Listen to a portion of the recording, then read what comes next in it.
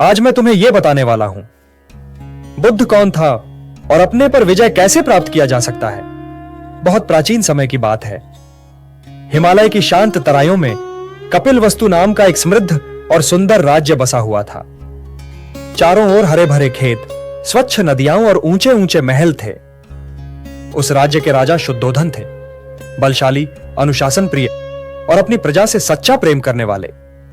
उनकी पत्नी रानी माया देवी अत्यंत करुणामयी, शांत और धर्मपरायण थीं।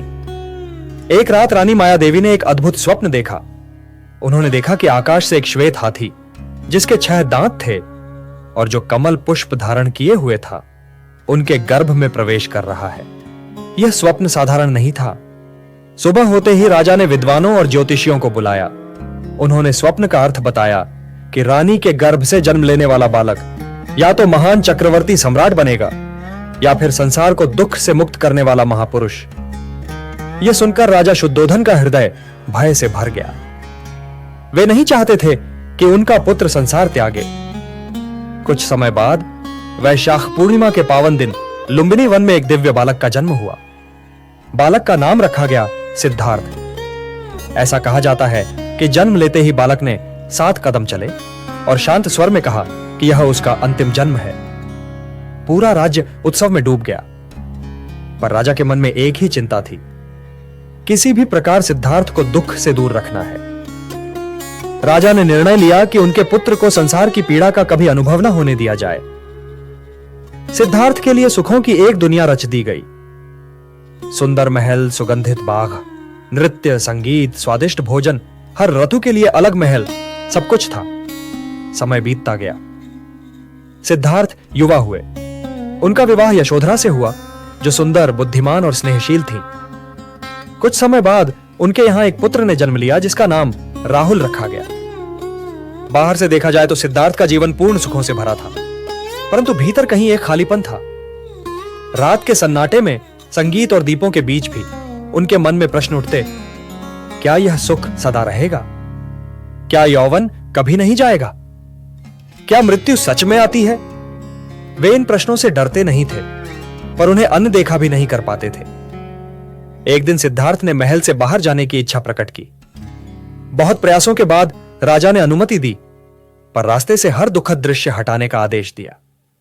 फिर भी जीवन का सत्य उनसे छिपा न रह सका।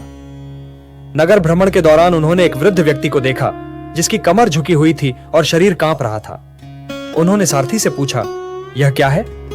उत्तर मिला, यह बुढ़ापा है। आगे बढ़े तो एक रोगी को देखा, पीड़ा से कराहता हुआ। फिर एक मृत शरीर देखा, जिसे लोग रोते हुए ले जा रहे थे। सिद्धार्थ का हृदय कांप उठा। अंत में उन्होंने एक सन्यासी को देखा, जिसके चेहरे पर भय नहीं बल्कि शांति थी। उसी क्षण सिद्धार्थ के भीतर कुछ टूट गया और कुछ जाग गया। उन्होंने समझ लिया कि संसार का कोई भी सुख इन सच्चाइयों से नहीं बचा सकता। उस रात सिद्धार्थ के मन में भयानक द्वंद्व था। एक ओर पत्नी, पुत्र और राजपाट, दूसरी ओर सत्य की पुकार। आधी रात में उन्होंने सोते हुए अपने पुत्र को देखा, यशोधरा के चेहरे को देखा और मन ही मन प्रणाम किया। उन्होंने सोचा, यदि मैं सत्य नहीं जान पाया तो मैं इनसे सच्चा प्रेम भी नहीं कर पाऊंगा। उसी क्षण उन्होंने महाभिनिष्क्रमण किया। नंगे पांव, साधारण वस्त्रों में वे सत्य की खोज में निकल पड़े। वर्षों तक सिद्धार्थ ने तपस्या की, घने वनों में रहे, साधुओं के साथ कठोर उपवास किए। कभी कभी दिनों तक अन्न का एक दाना भी नहीं लिया। शरीर दुर्बल हो गया, पर मन को वह शांति नहीं मिली जिसकी उन्हें तलाश थी। तब उन्होंने जाना कि अत्यधिक तप भी एक बंधन है।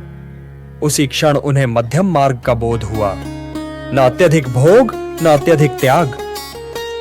उसी दिन सुजाता नामक स्त्री ने उन्हें खीर अर्पित की। सिद्धार्थ ने उसे स्वीकार किया और अपनी शक्ति पुनः प्राप्त की। बोध गया में एक पीपल के वृक्ष के नीचे उन्होंने अंतिम बार ध्यान में बैठने का निश्चय किया। उन्होंने प्रण लिया कि जब तक सत्य का साक्षात्कार नहीं होगा, वे इस आसन से नहीं उठेंगे। उस रात मार, अहंकार, भय, मोह और तृष्णा ने उन्हें विचलित करने का प्रयास किया। कभी भय दिखाया, कभी सुख का लालच दिया, पर सिद्धार्थ अडिग रहे। वैशाख पूर्णिमा की उसी शांत रात, जब तारे स्थिर थे, और संसार सो रहा था, सिद्धार्थ को ज्ञान प्राप्त हुआ। वे बुद्ध बन गए, जागृत पुरुष। ज्ञान प्राप्ति के बाद बुद्ध ने संसार को त्यागा नहीं, बल्कि संसार में लौट आए। उन्होंने जाना कि दुख है, दुख का कारण है, दुख का अंत संभव है और उस अंत तक पहुंचने का मार्ग भी है।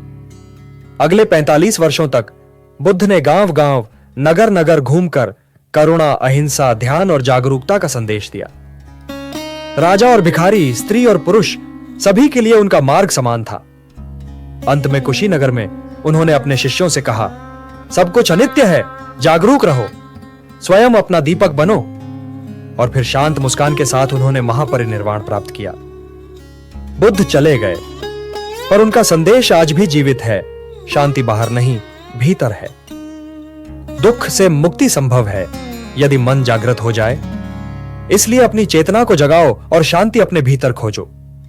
यदि तुम चाहते हो कि मैं तुम्हारा आने वाला जीवन बदल दूं, तो इस चैनल को सब्सक्राइब कर दो और बेल आइकन को दबा दो, ताकि मैं तुम्हें तुमसे परिचय करवा सकूं। किंतु आज मैं अपनी वाणी को भगवान नाम के साथ विराम कर रहा हूं। जय श्री कृष्ण मुरारी की।